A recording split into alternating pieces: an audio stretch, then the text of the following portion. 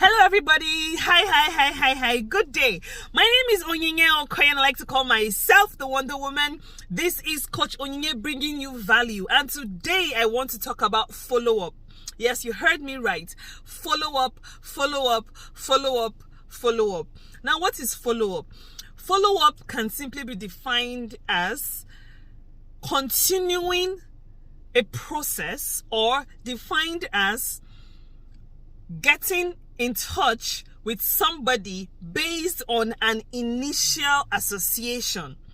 Now, you can only follow up with somebody you have interacted with, or come to an agreement with, or had a discussion with.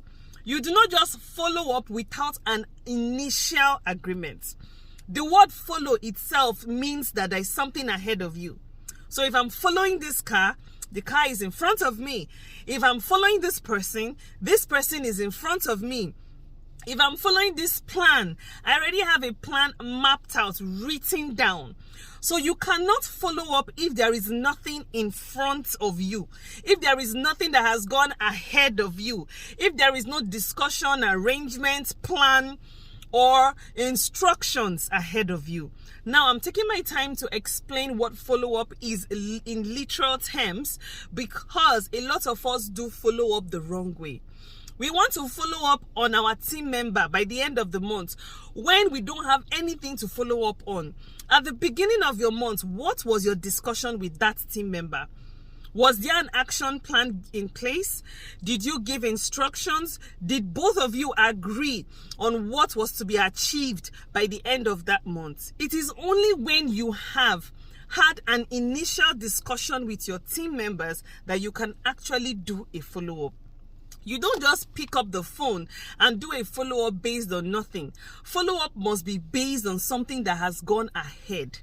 So please, it is very important that you reach out to your team members at the beginning of the month, have a plan for the month, have a strategy for the month, give the person advice, hear the person's concerns, and then when you are following up, you're following up based on what was discussed.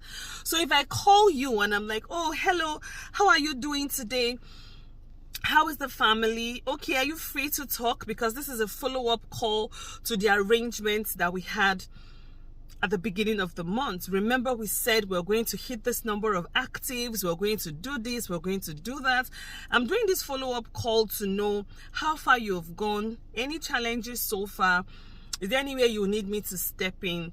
Follow-up should occur when you already have something in progress, when something is already moving. So you cannot just call and say, hello, good afternoon, how are you? Fine. How is your family? Fine. You've not placed your order.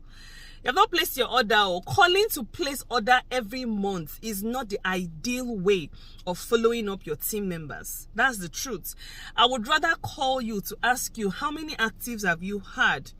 This is the level where you are. You're on 2,000 points. You need 6,000 or you need 5,000 points to target.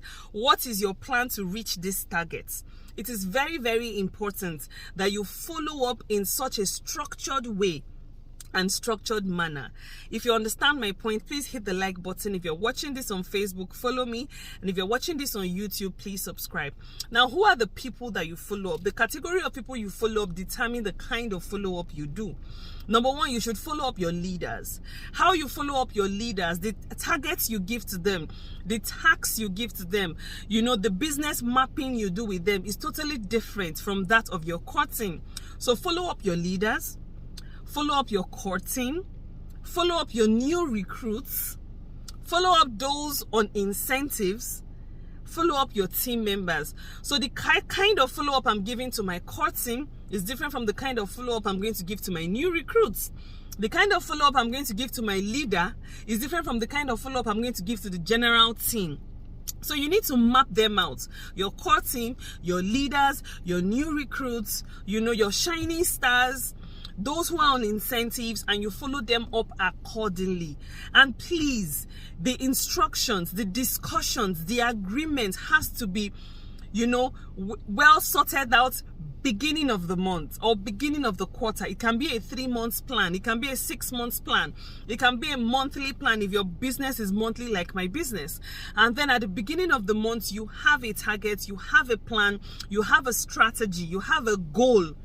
And then you break these plans into actions. So these are the action steps you need to do. These are the action steps you need to take. So when you're following up, you're actually following up based on what has been itemized, based on what you can actually measure.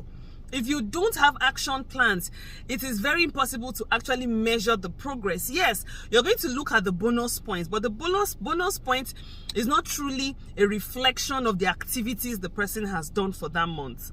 So these are the itemized action plans. Were you able to do this? Were you able to prospect? Were you able to attend meetings? Which of the trainings did you attend? What did you learn from this training? What is your takeaway from this meeting?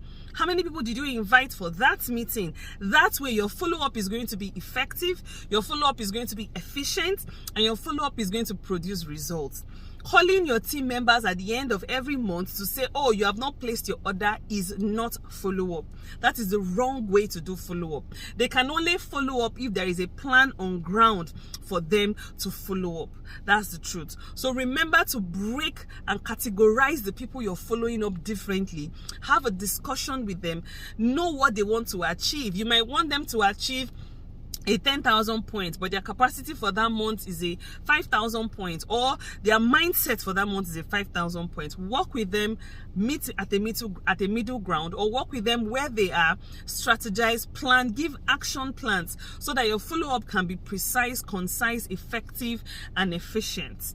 I don't know if you found value in this video. If you did, let me know down below. Drop a comment. Remember to subscribe and share this video with your leaders as well, because they need to know follow-up is truly beyond hello, how are you, how is the family, you have not placed your order for this month. No, there is also follow-up on sales, follow-up on recruitment, and all the other.